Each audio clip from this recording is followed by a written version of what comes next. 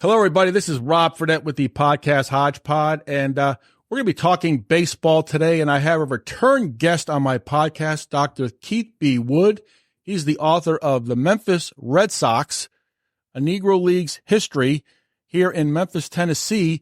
And Keith, welcome back. You were my first guest ever a couple of years ago, 2022, on my podcast, and I'm glad you're back because now this is episode 84, so thank you very much. All right. Well, you know what? First, it was an honor to be number one, right? And definitely better than being number two, right? That's right. And to have a callback on the HODGEPOD, I'm impressed. I appreciate it. And, you know, if things go right, maybe I can be a 3-time guest here in another year or so. I've got another project in the oven. But, man, I'm just excited today to talk some Negro League baseball and the Memphis Red Sox with you. Rob, appreciate you having me on. No problem. I can't wait for that third project. I'm looking forward to that as well. So we'll definitely hook that up. But the book that Keith wrote is the Memphis Red Sox, a Negro League's history about Memphis. And I'm in the middle of reading it right now. And Keith, it is amazing. Just the time of history, but also baseball here in Memphis. First of all, tell us a little bit about yourself, and then we'll get into the book. Yeah. All right. So, Rob, for your first-time listeners, the guys didn't catch me earlier. I'm a native of upstate New York, a city called Schenectady, New York. Sits right on the Mohawk River. Industrial town, GE was founded there, right on the Erie Canal. And, you know, just great experience growing up, surrounded in an ethnic melting pot, and played high school basketball. And, you know, which led to the book, Memphis Hoops, about Larry Finch. And after moving to Memphis in 1994, teaching and coaching at Sheffield High School and Millington High School just sort of gave me an opportunity to connect with the community. And, you know, it's interesting. I was listening to our podcast from episode number 1 and really talking about how important basketball was and the connection that made to the city and allowed me to connect to the kids. I think in this project, with the Memphis Red Sox, you know, with Larry Finch starting in 69, 73, when Memphis State goes to the Final Four. Before that, kids in Memphis played baseball, right? Kids in the neighborhood, because there was a major league Negro team in Memphis right next to Booker T. Washington High School, the Booker T. Washington High School. And, you know, for kids South Memphis, Orange Mound, North Memphis, they could just slide over to Martin Stadium and see major league players that look like them. And we're talking about the best of the best. Cool Papa Bell, Josh Gibson, Satchel Paige. Wow. Right? Turkey Starnes. You know, the guys that are the dudes in the Negro Leagues are playing in Memphis. And so the young kids in Memphis have someone to look up to, and to see the game played on a high level. So how did you come about getting the research? Because I know when you did Memphis Hoops, you did extraordinary research on it, and it was a tremendous read as well. But this book, again, you're having to dig deep into a different time, and you had to do a lot of research, I would presume, because the detail that you give is extraordinary. Right. So my PhD is in modern African-American history at the intersection of race and sport. So a lot of the history of the city of Memphis are things that I was already diving deep into. Did that with the Finch book in the 60s and 70s and 80s. And all this meant was I just dug back a little deeper into the 20s, 30s, and 40s with the onset of the Red Sox. And, you know, when I was doing my graduate work at Memphis, I really came upon this dissertation by Montgomery McBee about the Reds. They also played the game. And, man, I was intrigued as a little kid. You know, we all grow up playing Little League baseball, right? I mean, we know, like, historically, grenades in World War II were shaped like baseball, so Americans could toss those, right? So as Americans, we all grow up playing baseball in some way, shape, or form. And so I was intrigued by this, right? And I ended up publishing an article, just a short article on the owner's J.D. Martin. And when he was tossed out of Memphis by Boss Crump, and that got published. And I was looking for a dissertation. And it's got to be something unique. So the Red Sox have been done. And so slid over to Larry Finch But in the back of my mind, I said, as soon as I get the Larry Fink where he's told the next project I'm going to pick up is the Memphis Red Sox. And so it was really a seamless connection because I had already done some work on it during grad school. And it just took a little deeper dive into the archives and the newspapers of the 20s, 30s, and 40s to really get a better feel for what was going on in the game. So I beg to ask the question. So did the Memphis Red Sox get their name, I guess, obviously from the off the Boston Red Sox? No, actually, one of the most prominent names in all of baseball are the Giants, right? So you got the Chicago American Giants. They were the New York Giants where they moved to San Francisco. You'll find a lot of teams around baseball that are going to have the Giant thing. There's a story that one of the owners, I don't know, it was R.S. Lewis, was one of the first owners. There was a gentleman before him, A.P. Martin, that just picked the name the Red Sox, and he liked it. Interesting enough, in the 1930s, there's an Atlanta franchise that become known as the Atlanta Black Crackers, and for a time, they try to borrow the Red Sox moniker, right? And so by defeating the Atlanta franchise in the 38 Negro American League Championship, we sort of held true to that and held on to the moniker. I did get a call this summer from a gentleman up in Vermont that actually wrote an article comparing the Memphis Red Sox to the Boston Red Sox. Really? And yeah, it's really interesting. I'll send you a copy. I'd have to go look the gentleman's name up. And so it was a really neat draw because if you're from up that way, right, the Red Sox are New England. That's New England's baseball team. And a lot of similarities. Like when you're in Memphis, this Mid-South region, Arkansas, Tennessee, Mississippi, the Red Sox hold that same allure in the black community here in Memphis. Yeah, I grew up in just north of Boston, so I went to Fenway Park many times. It's a regional, Maine, Vermont, New Hampshire, so the Red Sox are king up there. So looking at the book when I'm reading it is that the Memphis Red Sox had some different owners. And talk about the owners, if you would, because I'm really intrigued by the second ownership group of the Memphis Red Sox, the Martins, who were ahead of their time. But talk about the ownership of the team, because that's pretty fascinating at a time and place in our history. Right. So originally the Red Sox were like playing some semi-pro ball around town. A guy by the name of A.P. Martin, who runs a barbershop, picks him up. He's trying to play them at various parks around town. But the first true owner of the Memphis Red Sox to make them a legitimate Negro Leagues franchise is going to be R.S. Lewis of the Lewis Funeral Home, which is still with us today down on Walnut Grove, right? And so the Lewis family really put some money into the program, built Lewis Park, became a shining example of Black economic nationalism in South Memphis. And Lewis did a great job navigating the Negro Southern League from 1922 until 1928. In 1927, there's a flood, the Mississippi River Valley floods, and Lewis has trouble holding on financially to the team. After the 28 season, he actually has a debt. He's borrowed some money from four brothers who are the Martin brothers, and the Martin brothers end up calling him in on that debt, and Lewis sells to the Martin brothers. So the four brothers you're talking about, the Martin brothers, are W.S., J.B., A.T., and B.B. Those are the four Martin brothers. And take baseball out of it. These guys are major movers and shakers in the city of Memphis. They're all doctors. They all went to Tennessee State and what we call Medical Institute, which is the preeminent Black medical college in the South, right? And WS goes first. He comes back. He pays for JB. JB pays for AT.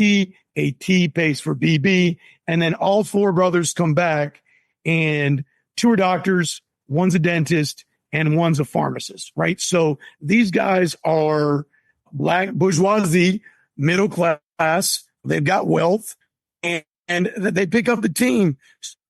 The stadium goes from being Lewis Park to Martin Stadium. And so one of the things that the Martin brothers do is they give a sense of stability to the franchise, right? So they pick up the team in 29, from 29 to 59 over the next 30 years, while many other franchises, the Birmingham Black Barons, shut down during World War II for 2 years, right? Not us. Because of the financial stability of the Martins, the Memphis franchise never missed a paycheck, never missed a season, and becomes one of the strongest Negro League franchises in all of black baseball. Wow. I can't believe that's over 100 years ago. And was the ballpark downtown Memphis near Beale Street? About 2 miles away, Okay. right? So it's on today, what we refer to as Danny Thomas. And like if you come out of the ballpark and you come out by the home plate and you would look straight down, at the time it would be Iowa, you would see the old bridge. So for my Memphians, they know we've got the new bridge, the old bridge, and I think they're going to build a third bridge. But the old bridge, you could come out of Martin Stadium, shoot right down, and you would see Martin Stadium. Then from Martin Stadium, you could see the river and the old bridge. So if you're in the stadium and you're at home plate and you hit one over the left field wall, there's Broadway coal and ice. And so for my South Memphis folks, there's about 6 sets of railroad tracks, and then there's BTW High School. So, I mean, you're in the heart of industrial South Memphis, but man, it was the place to be. Maybe, Rob, you ever heard the name Rufus Thomas? I have. Yes, I have. Popular Beale Street musician, right? When he was a kid, he would talk about going down to Martin Stadium, right? They would cut holes in the wall in the outfield and peek in. And then they would grab the foul ball, and the Red Sox, because, prices, they got to try to keep prices down. If you return a baseball, they put it back in play and they let you in for free. That's sweet. So, I mean, kids were going down there. Verdell Mathis, left-handed pitcher, ends up playing for the Red Sox out of Booker T. Washington High School. He recalls vividly as a youth going to Martin Stadium and getting a fly ball, but instead of bringing it back to get into the game, keeping the baseball and taking it to their sandlot game. Because sandlot baseball in the 30s and 40s was the move. Guys in the neighborhood weren't going to the basketball court. They were grabbing the ball from Martin Stadium, picking up a broom handle, and they were playing sandlot baseball. That's incredible. Rufus Thomas, yeah, he is a icon here back in the day for music. But I always say music and sports always bring people together, and especially sports, because it doesn't matter what fan or you're a team, but everybody congregates to a stadium or an arena. And this is what the ballpark in Memphis did for the Memphis Red Sox, because that's fascinating. They had some unbelievable crowds, sold-out crowds.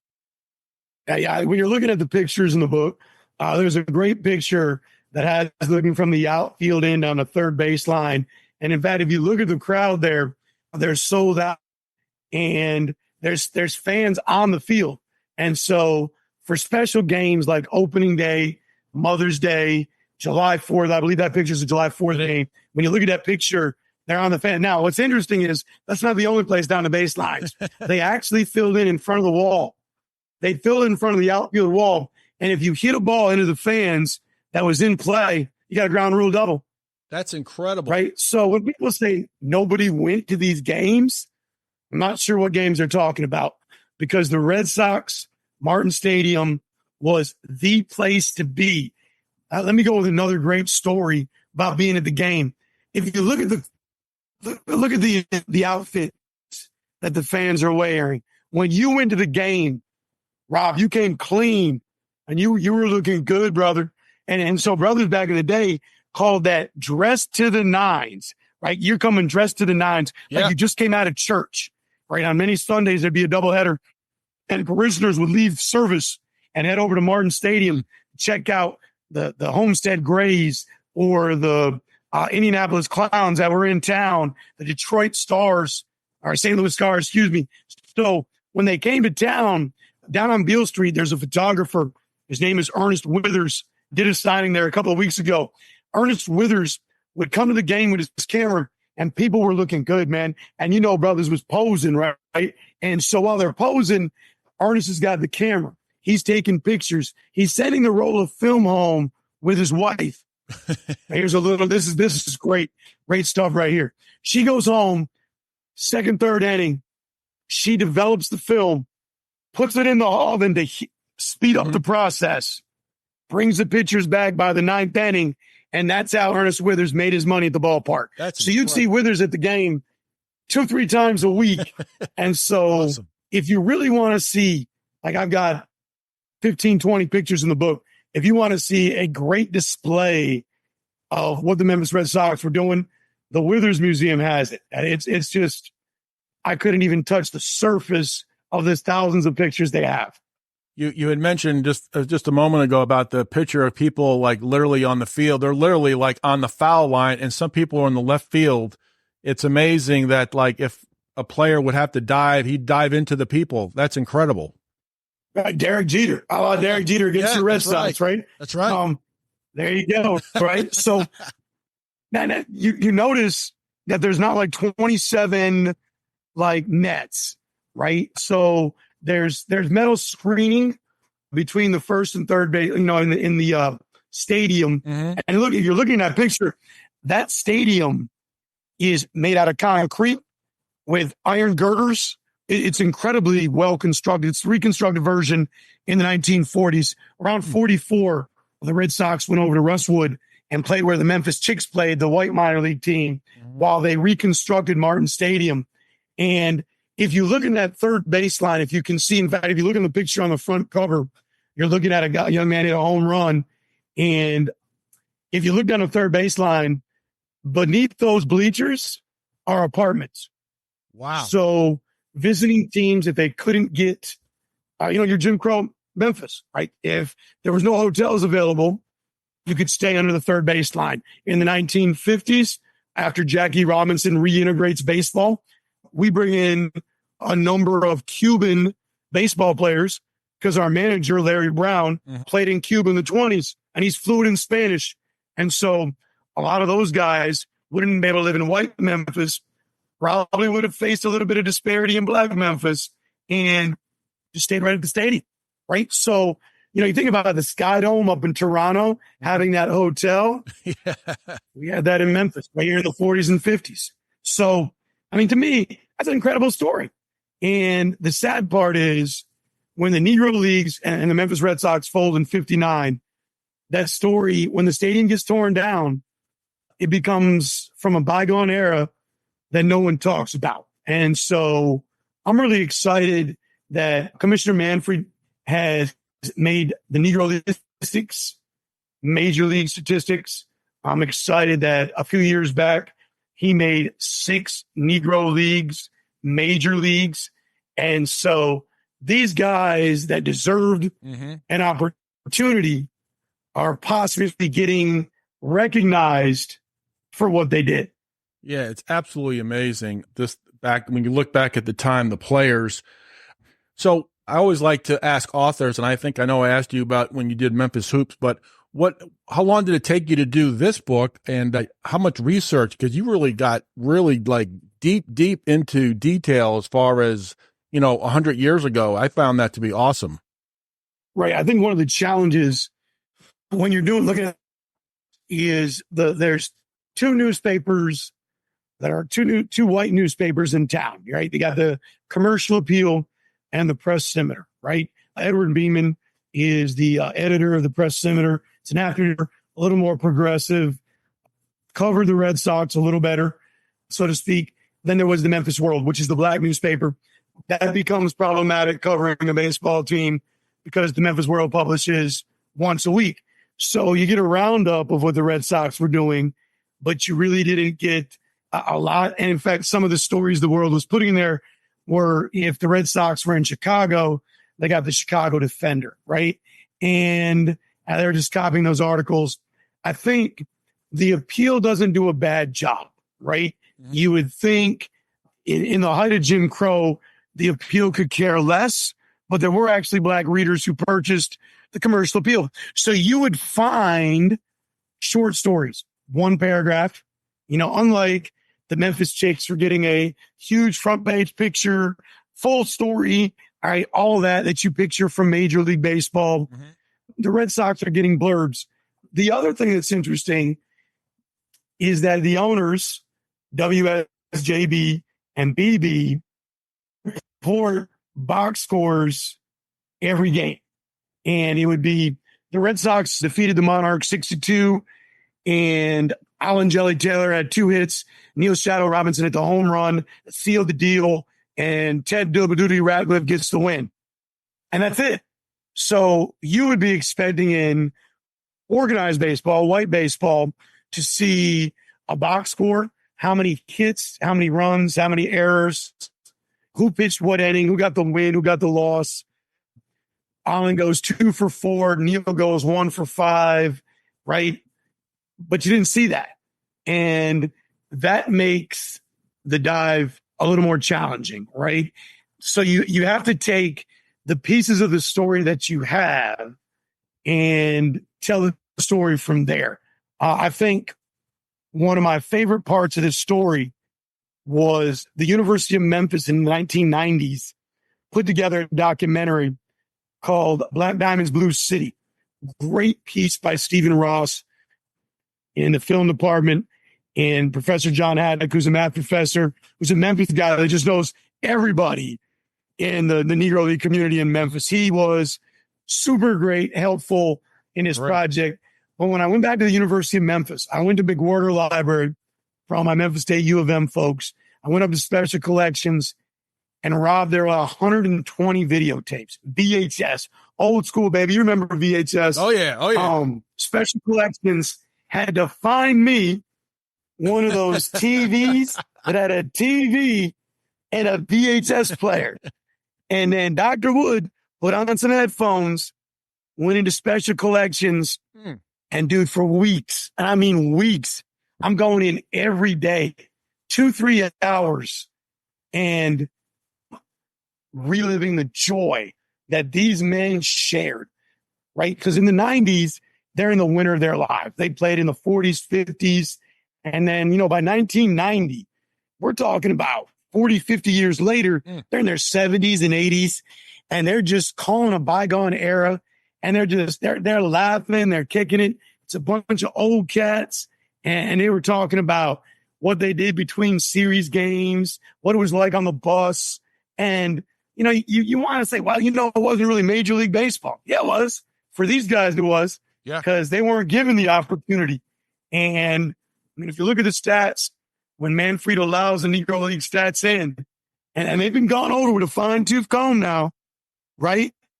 Josh Gibson on the top, 2 or 3 categories. 5 of the top 10 guys in the Major League batting average are now Negro League players. These guys they could play. And so for me, yeah, it was challenging. Man, those videotapes. Wow. Watching these dudes, Verdell Mathis, Marlon Carter, Casey Jones, Bob Boyd. You start naming these guys, and man, they were cutting up. And I can only imagine what it was like to be on the bus, the team bus, as they traveled around and played these games. That's awesome. You mentioned a name that while I was reading, I found was Olan Taylor. He served in the military for 3 years in World War II. I found that was the thing back in World War II. Ted Williams, Joe DiMaggio, Bob Feller all fought in the war. Ted Williams was a fighter pilot, but Olan Jelly Taylor, he was inducted. He was in the Army for 3 years. So American hero nonetheless. But I think that's important, right? So here's where the dichotomy exists. We're going to ask our Negro League baseball players to do what Ted Williams and so many other guys in the major leagues are doing, is put down the ball and glove and pick up Uncle Sam and go fight either in the Pacific against Hirohito or in Europe against Hitler and serve our country. And this is the big piece. These guys do it. They're not complaining, right? They're doing it. They're giving their lives, right? They're signing that blank check to go and protect the United States. And there wasn't any second guessing, right? And these guys did that. the Negro Leagues kept playing. So there was guys that were back home, and the Negro Leagues, actually the heyday, because during World War II, jobs were plentiful. Mm-hmm. Depression was over. People had money to spend. And so actually the height of the Negro Leagues is probably 44, 45. Wow. Was the height of the Negro Leagues. But guys like Alan Jelly Taylor were fighting overseas. Joe B. Scott, another name. Now, he didn't go overseas, but a lot of times Jackie Robinson, Joe Louis stayed stateside and played on teams that were in the military that would play other bases to increase morale, to get Americans to buy war bonds, come out to the game, buy a war bond, get a free ticket to the game. Like, they were doing that. Joe B. Scott did that with the Red Sox, and then he picked up for a short bit with the New York Black Yankees, but then came home because he's a Memphian to the Memphis Red Sox. So, yeah, and it's crazy because these guys are willing to die for our country. Yeah.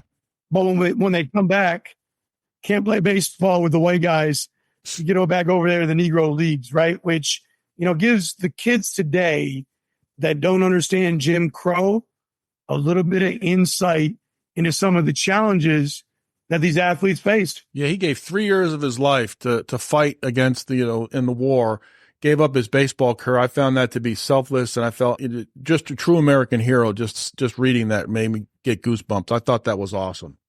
So now, Rob, you know how I got his name, Jelly? No, yeah, go ahead. Oh, man, that's a great story, right? So Jelly played first base. And if you've ever been to the Harlem Globetrotters, the way that I can describe some of the players, they had a little bit of sauce, right? Had a little sauce in their game. Yep. Like point guards out of New York City got a little bit of sauce, right? So Alan Jelly Taylor caught the ball out here, caught it behind his back, went around his head, between his legs, right? So the paying fan, right, during warm-ups, and he'd do some of this in games. Now, just think about the athletic acumen, the skill to catch a baseball between your legs or behind your back in a game when someone's throwing that at you at 60, 70 miles an hour. Right, that pill's coming in pretty quick. And these guys were good at what they did.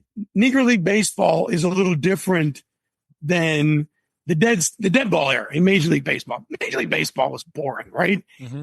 Man, if you're playing in the Negro Leagues, you better be able to bunt. And when you get on, you better have a catcher because they're running, right? You watch the movie 42 and you see the havoc that Jackie causes in spring training when Montreal is scrimmaging the big team. And he's just over there dancing around. Jackie's not the best base runner in the Negro Leagues. Cool Papa Bell is that dude by far, right? And these guys are playing. One of the most iconic Red Sox players, we mentioned him earlier, was Larry Brown. Larry Brown was a catcher, and nobody ran on him. Not even in the Negro Leagues, nobody, right? He had two balls that he threw to second base. One was at your knees. The other one was at your shins. Nobody ran on Larry. And in fact, Larry was with Memphis, and in 1924, the Chicago American Giants bring him up to Chicago for the end of the season, and they use him to win the Negro World League Series against the Atlantic Baccarucks. Now, why they bring up Brown? It's real simple. The Baccarucks were a stealing machine. Larry comes up and shuts the running game down, allowing the American Giants to win the World Series, right? Larry comes back to Memphis, but he's that good. Larry Brown played with the Chicago American Giants, the Detroit Stars, the New York Black Yankees. He played with the best. Most of his career was in Memphis. And few people know Larry Brown has been up for induction in the Hall of Fame 3 times. He hasn't got in. I think his closest chance was his past time when Buck O'Neil got in, Bud Fowler. I think Larry Brown was right there on the edge. And I could see within the next 5 to 10 years, Larry Brown, pretty much a lifelong Red Sox, could find his way into Cooperstown. That's awesome. While I'm reading the book here, having a man or a owner who is financially stable is very important. And the Martin brothers were very much that, but they're also, as I'm reading the book, visionaries things that you see today, they were thinking about this in the late 20s and 30s, which I found fascinating. One, for instance, is they had portable lights looking over the stadium, if I'm not mistaken. And I think I read that, it was kind of dark, but even though the lights were there, they couldn't see the ball. But I found that to be night baseball back at that time was incredible. Heck, the Cubs didn't get their lights until the late 80s or something like that at Wrigley Field. So got to be wrong. We were in high school. So I think night baseball was brought about by the Kansas City Monarchs, J.L. Wilkerson, which is interesting. Let's talk about that. J.L. is a white man who owns the Monarchs, right? He's Jewish, right? Somebody understands what being a minority is, but he's a showman. And so what he did was he bought these trailers that were generators that had light poles. And so you elevate the light pole 25 feet, and there were like 6 of them that you place around the stadium, right? In the stadium, in foul territory, right? Maybe behind the outfield wall. They go up 25 feet. Rob, you've played baseball before. You ever catch a pop fly?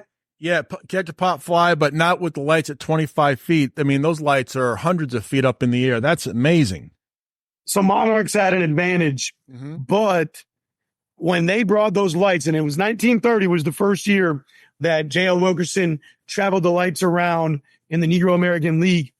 When he brought those lights around, Memphians were like, whoa, we got to see this. So white Memphians crossed the tracks, headed over to Martin Stadium, and filled up Martin Stadium. Now, Jim Crow was still in effect. Don't get it twisted. All right. First baseline side was the white folks. Third baseline side were the black folks. Man, they wanted to see this. This was the future of baseball found right there at Martin Stadium. And it drew a huge crowd. Other things they did, the House of David, which was a religious group from Michigan. All the dudes had beards, long hair, never cut their hair. Babe Dickerson and Babe Ruth barnstormed with them a couple of times in the offseason. When they came to Memphis, same deal, right? Martin Stadium packed out white and black. So what baseball did, in essence, was bring us together, right? Through sport. Sounds like it's echoing what we talked about earlier with Larry Finch and basketball, right? And so that was one of the beautiful things the Martins were able to accomplish, was to provide opportunities for that. So, man, it's really neat to see that play out. Yeah, it was amazing too. I also read they had free concessions for the fans at the game. You would never see that at any ballpark or stadium or arena ever. Now, your concessions, I'll tell you what. Now, we got to talk about concessions, right? So, number one, you're in Memphis, Rob, so you're getting some good Q. Yeah. Right. And if you've ever gone to a high school football game on the other side of the tracks in South Memphis, Orange Mound, man, those guys are tailgating. They're doing it up. Right. Orange Mound football games, their tailgates are every bit as solid as Christian Brothers on a Friday night. And you can smell the Q as you come down Park towards Orange Mound. So when you're on your way down to Iowa and Wellington, the Q was there, but that's not the only aroma you smell. Now, Rob, me and you were both from the north, but do you know what? I'm gonna say it the way that it's spelled. You know what chitterlings are? Yes, kind of. Yes, sir. Go ahead. Because if you haven't been down here long enough, as good as Southerners, because I've been adopted by Memphis, that's some good old chitlins. And man, some chitlins right there. You get a bottle of hot sauce and you throw that hot sauce on them chitlins, unique aroma, right? Because if you know what chitlins are, and man, it was it. Like hot dogs, popcorn, peanuts, barbecue, chitlins. I mean, it's uniquely the soul side of Memphis, right? And in fact, if you look in the book, there's a picture of another Memphian who borrowed from on the soulful side of Memphis presenting the lineup card, right? Elvis Presley. Elvis Presley played at Martin Stadium, right? Didn't have to worry about the police coming down and chugging him for gyrating his chips on that side of town, though, right? So there's a lot of crossovers that are there. I think besides the entertainment, you keep mentioning the prominence of the Martin brothers. Let's bring up J.B. Martin. J.B. Martin, the second oldest brother, is actually runs the team up until 1940, from 29 to 40. He is a prominent political player. To give you some context, in the 1920s and 30s, Black Americans are Republicans, right? Remember, it was Abraham Lincoln, Republican Abraham Lincoln, that freed the slaves. In Memphis, white folks are Democrats. The term was yellow dog Democrat, because they're going to vote for a yellow dog before they ever vote for a Republican, right? And J.B. Martin was amazing at using Martin Stadium as a gathering space for the political party. Their group of the political party was called the Black and Tan faction of the Republican Party. And opening days, they would have presidents would come in and they would speak at Church Park down on Beale Street, or they would speak in Martin Stadium. And, this would be a place during Jim Crow that the Black community would gather. And because it's Black baseball in South Memphis on the Black side of the tracks, there was no need to worry about white Memphians judging them for what they said. So J.B. Martin would sell the Republican Party. The candidates running for office that were Republicans would be at Martin Stadium, and the Black community would get to meet them, know them, and support them during baseball games. So, I mean, it's a brilliant move on his part to navigate the very tricky political waters of Jim Crow Memphis. Yeah, you just mentioned Republican.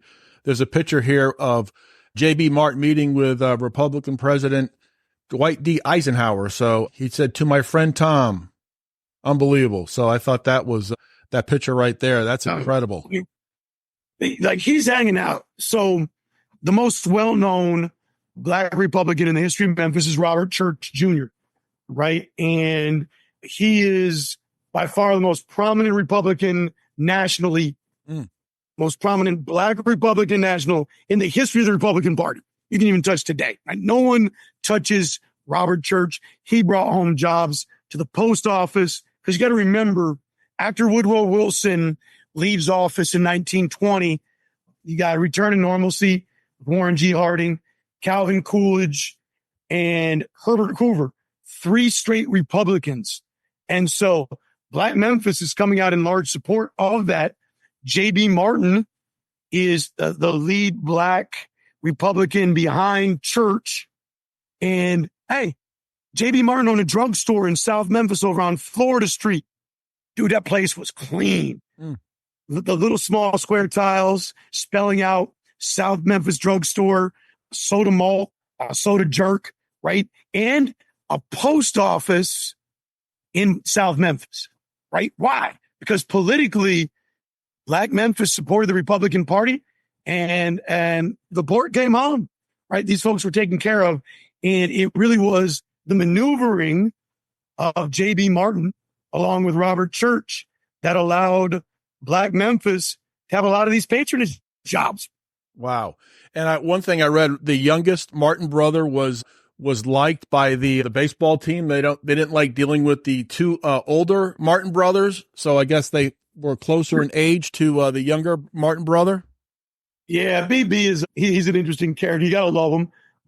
Really, he's divorced, and he spends a lot of time on the road with the guys in the bus. Assigned as the general manager early when JB leaves Memphis, is forced out by Crump in 1940. He goes up to Chicago, and then W.S. Martin, the older brother, takes care of the team. When W.S. dies in 54, the last 5 years, BB runs the team. But your question was around BB. Dude, he liked Beale Street as much as any of the guys, and he would go out and close places down. He was belonged to a more bourgeois coattail society where those guys would dress up in tuxedos, played a role. A man, BB would go out on the road, drink with the guys, carouse with the guys, and the guys probably felt a little more comfortable with BB, who was closer to their age, than WS, who was a good 20 years older than they were. Now, that being said, WS, those guys were taken care of. If they went into WS's office at the Martin Medical Center on Beale Street and they said, boss, can I get a $50 advance? He'd give it to him, send him out to his secretary, who was his common law wife, Eva Cartman. She'd cut the check. And in fact, if WS was being a little obstinate, Eva would look in and go, hey, take care of him. But WS would give him jobs, pick up at the drugstore, at the hospital, Collins Chapel Hospital, that was WS's first love, was the hospital, and the Red Sox was sort of something he did on the side, right? So, I mean, the Barton brothers took care of these players. They didn't have to worry about having health insurance. Mm-hmm. The owners of their team were doctors. So if they were hurt, the doctors took care of them. They didn't have to worry about going to the dentist, right? Their kids, in the off season, they'd get jobs, they had health care, dentist insurance, they were taken care of at a time when that's not the norm. And so that's kind of interesting, and it's unique to Memphis because of who the Martin brothers are. Yeah. It's amazing when you the way you explain it. So the Memphis Redbirds, the AAA team of the St. Louis Cardinals, will be honoring the Memphis Red Sox. Is that in August? August 10th. August 10th. They're going to do it August 10th. It's their lid, right? They're going to go with the lid. It's the red hat with the N, blue block M. Looks a little bit like Ole Miss, right? So for all my folks that are Mississippi State fans out there, don't worry. It's actually the Memphis Red Sox. And I'm wearing a flannel. They're going to don some, I don't know, they're not wearing flannels. It's too hot for flannels. I really don't know how those guys on either side of the color line wore flannels back in the 40s and 50s. Blows my mind. They're going to honor the Memphis Red Sox on August 10th. Saturday game starts at 5:30. Gates a little, I think around 4:30, 5 o'clock. I'm going to be there signing books. If any of your listeners are in town, feel free to come down to the game. There's going to be trivia up on the big screen. The Withers Museum is going to have 10 to 12 pictures of the Martin Stadium and the Red Sox players in the little alcove down the third baseline where I'm going to be signing books. And, man, it's going to be a great time. And this is big. The Memphis Redbirds, if I'm not mistaken, are going to raise the pennant for the 1938 Negro League champion Memphis Red Sox. And what a way to honor the Red Sox, right? So, man, this is huge. And with what Major League Baseball is doing with the Rickwood game, statistics, Memphis is at the forefront of recognizing how important the Red Sox are to our city. Isn't that amazing? I think it's awesome when teams like the Memphis Redbirds or MLB, they get it. They get the history. They get the folklore, the history, the sacrifice made. I think that really says a lot about, looking back at the history and just the game itself, what people sacrificed back then. I think it's tremendous. What do you think on that? Well, on the day they had the Rickwood game, I was doing a book signing at Withers. I got home and caught the tail end of the game, the last 4 innings or so. And I was just so excited.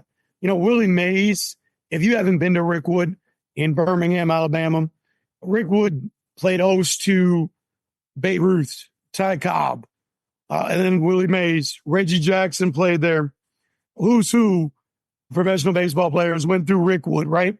And it was unfortunate Willie passed away, but his son was there, and the nation got to take a moment and to look back at a tough past, right? But it also got to celebrate the Birmingham Black Barons, celebrate Willie Mays, who actually played for the Black Barons his junior and senior year in high school. Gosh. After his junior year, he played the rest of the summer. It's not a major league level. It's 17. After his senior year, his baseball coach in Birmingham changed his name to keep him eligible in high school. Then he played with the Barons, and they won the Negro American League Championship. Now, here's an interesting connection. The owner of the Birmingham Black Barons is from Memphis. It's Thomas Hayes. Why does Hayes own the Black Barons? Remember, I said the Black Barons shut down for either 2 or 3 seasons. I always forget which one. And W.S. Martin and JB pick up the phone and they're like, Thomas, this is one of their boys, of the bourgeois community in Memphis. And they're like, man, we need you down in Birmingham. Why don't you buy the team down there? And so Willie Mays' actual contract that he signs with the New York Giants is in the Memphis Public Library, because that's where all the Thomas Hayes papers are. And so, in essence, our biggest rival in the Negro American League, the Birmingham Black Barons, are owned by a Memphian. How much power in Negro League baseball do the Martins hold? That's incredible. The Martins, they were just visionaries. Right? And it's a story that's got to be told. So our kids in this community on both sides of the track know how important those guys were. Yeah, I think it's important, too, for people now to look back at, like, the sacrifice the players made for the Red Sox, like Olon Taylor, going into World War II, what they had to deal with back then. I think the tribute they did for that game in Alabama was unbelievable. It was just like a shining moment for baseball at that time. And like I said, baseball gets it. They know their history. They know their heritage. And I think it's tremendous. And you mentioned Willie Mays. You look back at the days of the 40s, the Say Hey Kid, Hammerin' Hank, Yankee Clipper, Splendid Splinter, the Mick. They always had names. I think Say Hey was the best one. The Say Hey Kid was the best one of all time for a nickname. Well, you got Satch, right? Satchel Paige. Yep. Well, we got a good nickname coming up. Check out now. Our manager in 38, his name was Ted Double Duty Radcliffe, right? I want you to read about Double Duty. Now, Double Duty got his name at Yankees catching for the Pittsburgh Crawfords. He caught the first game, caught 9 innings, pitched the second game. Wow. Caught the Double first, duty. Man, oh, man. I mean, my knees would be shot into the first game. New York, July, catching the first game, wearing flannels, and pitched the second game. Double duty, baby. Doing his duty. That's awesome. That's an awesome story. A lot of great nicknames. Cool Papa Bell, right? Verdell, Lefty Mathis comes to mind in Memphis. Larry, the Iron Man Brown, right? These guys, Neil Shadow Robinson. Shadow. Let's just say the brother was dark skinned. That's how he got the name Shadow, right? Like, these guys all had names. And it's the camaraderie, the love of the game, and the love of the community. Hank Aaron was hitting .480 in the Negro American League before the Boston Braves bought his contract. Yeah. He was hammering. Hank was killing it, right? He plays with Mamie Johnson and Tony Stone in Indianapolis with 2 girls, all right, before he goes up to the show. I mean, but he's in Memphis. Like, these guys are playing here. You want to see Hank Aaron? Go down to Martin Stadium. God. You want to see Satchel Paige? We had a pitcher that beat Satchel Paige twice. The great Satchel, greatest pitcher of all time. Remember, it's Ted Williams, your boy from Boston. Yeah. When he's getting inducted, it says, I'll tell you what, the 2 best players I ever played against, Satchel Paige and Josh Gibson. Why aren't they here? Ted Williams opened the door. Yeah, Ted Williams. Right? Yep, exactly. I think that's a great – I had forgotten about that. And Ted Williams, of course, he didn't mince words. And when he said something, you listened. I mean, that was just amazing. He didn't talk much, but when he talked, you definitely heard what he had to say. That's a tremendous story about Ted Williams in the induction. I'll have to go back and look at that.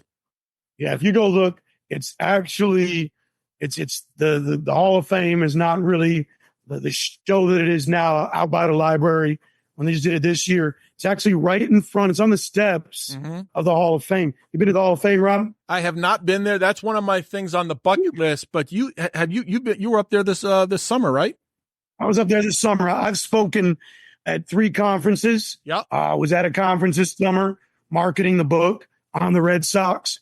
My mom is actually a Cooperstown native, right? So she went to high school. Cooperstown Redskin, black and orange are their team colors. Mm-hmm. But anyways, I mean, Cooperstown is a slice of Americana.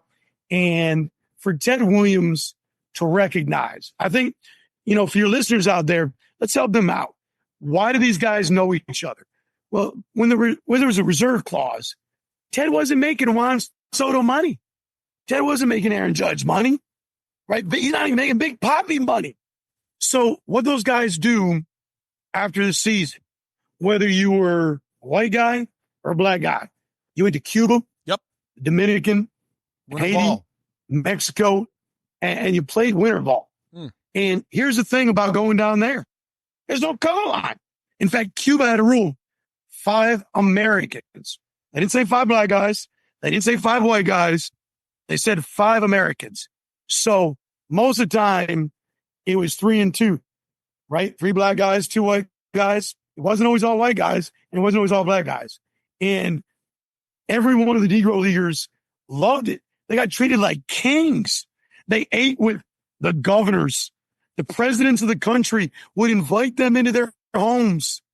Can you imagine a Negro Leaguer going to dinner at the White House or the governor's mansion? These guys loved it.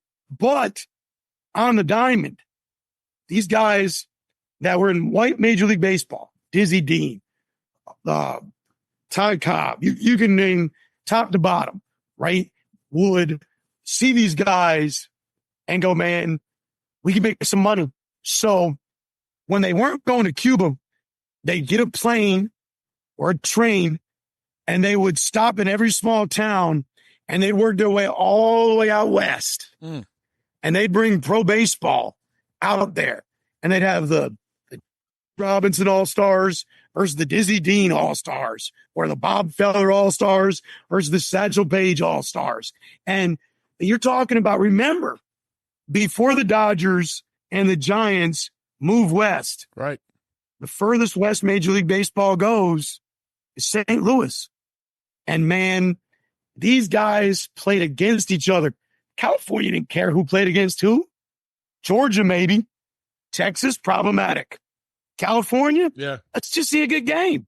There's a great winter league in California where a lot of these guys played that had the same level of talent you'd see in Cuba or Mexico. Yeah, so Ted Williams and those guys. So they knew each other. Yeah. Right? One of my favorite stories is this.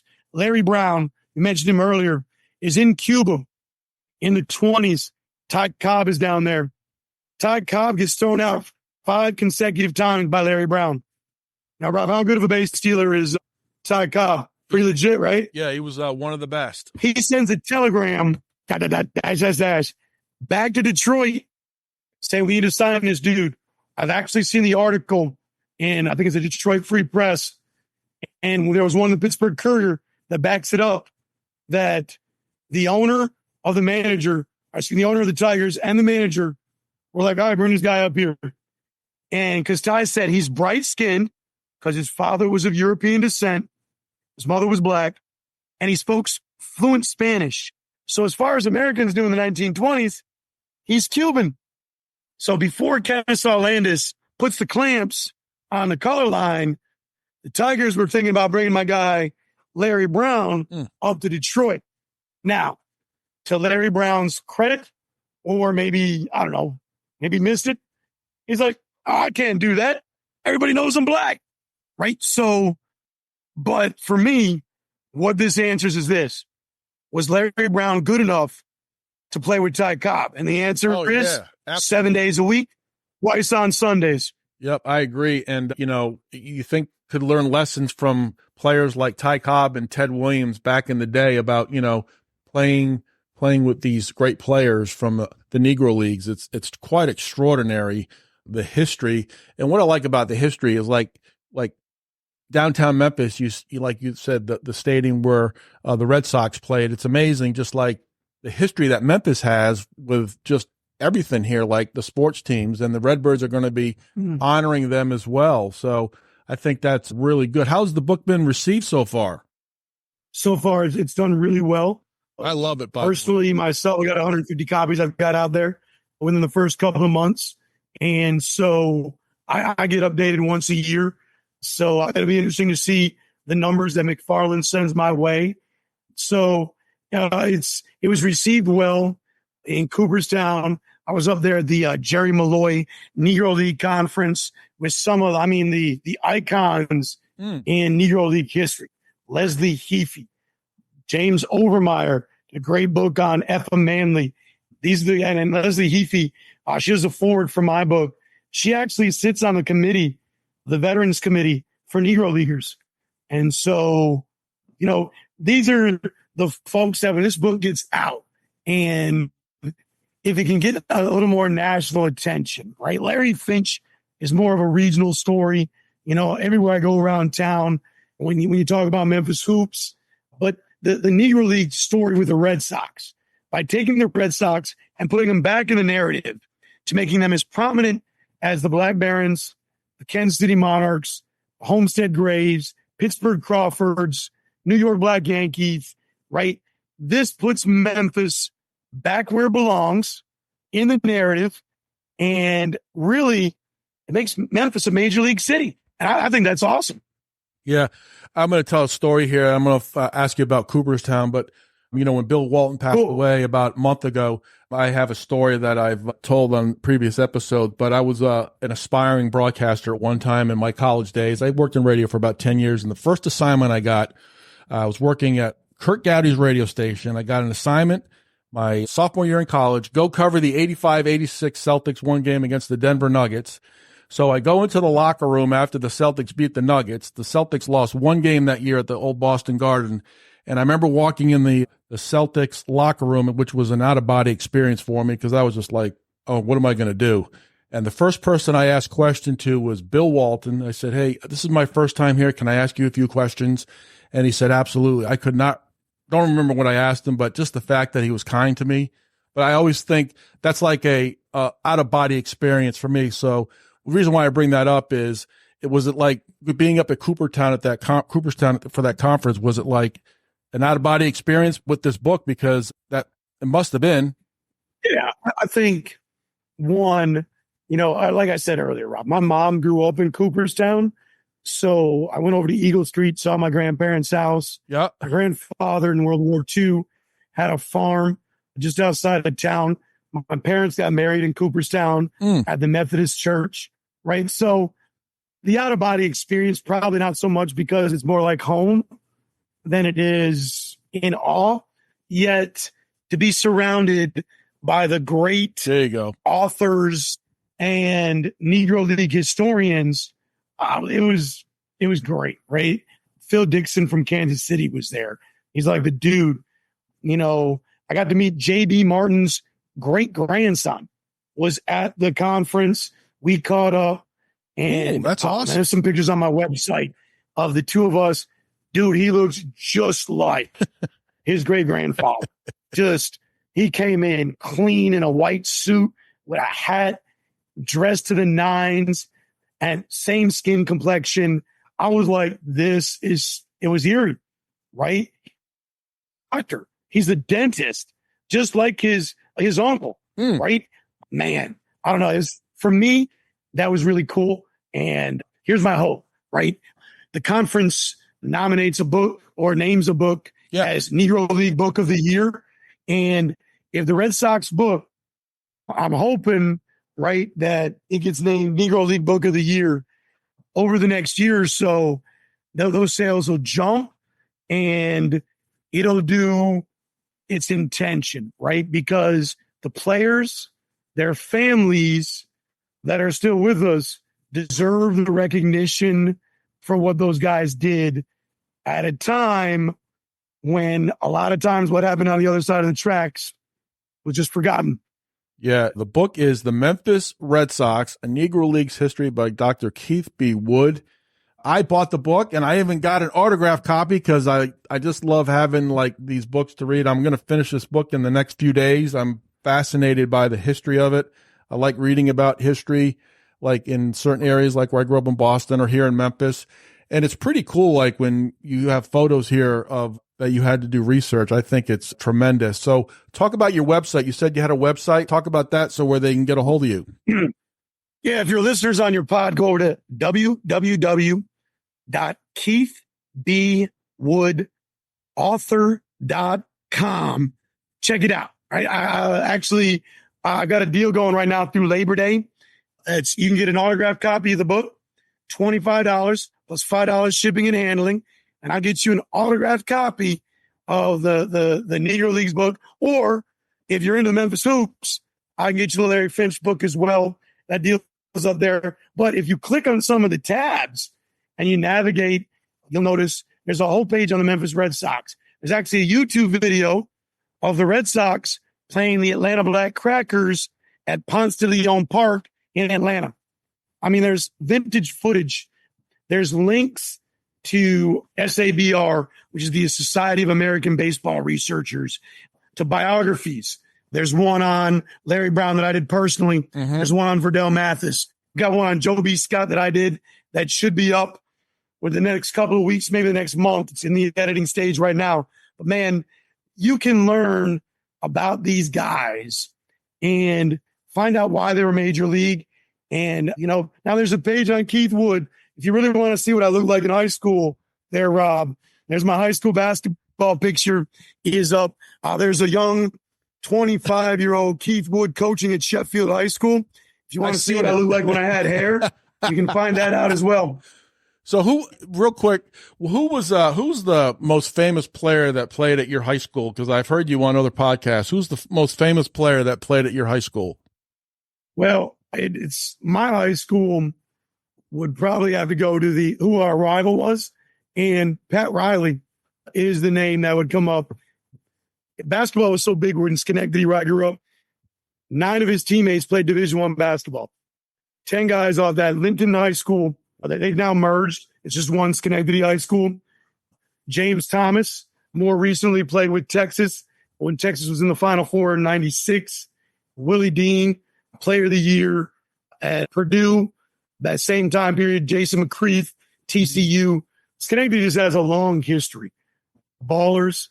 And to say that I was able to have a very small part, I look good in a jersey, could knock down a corner jumper when needed to be, is really neat. But I'll tell you what, my brothers, the guys I play basketball with, you can see them in the picture. Those are guys that to this day I'd probably still take a bullet for, right? Because when we went to war in the Big Ten and when we practiced, it was just a bonding experience. It was just something special, right? I think being able to write about sports history here in Memphis is being able to share other people's stories that was just as special at a different time in a different place, maybe. But man, it's fun. It really is fun. Well, I can't wait for your next project to come out because I'll get you on for that one as well. I'm looking forward to that. And Dr. Keith B. Wood was my first guest on my podcast back in 2022. This will be episode 84. I can't believe time has been flying by. Keith, I want to thank you very much, brother, for coming on my podcast. I really enjoyed this conversation. The book is called The Memphis Red Sox, A Negro League's History, and it's a tremendous book. I bought my book. I got an autographed copy, and I cannot wait to finish it. But, Keith, thank you very much for joining me. Hey, Rob, appreciate you having me on again. I look forward when that book on the USFL showboats from the 1980s, right? I look when that book comes out. It'll be, I don't know, maybe show number 150, 200. Yeah. But, man, you're going to keep doing it, Rob. I love it. Appreciate you having me on, brother. You got it.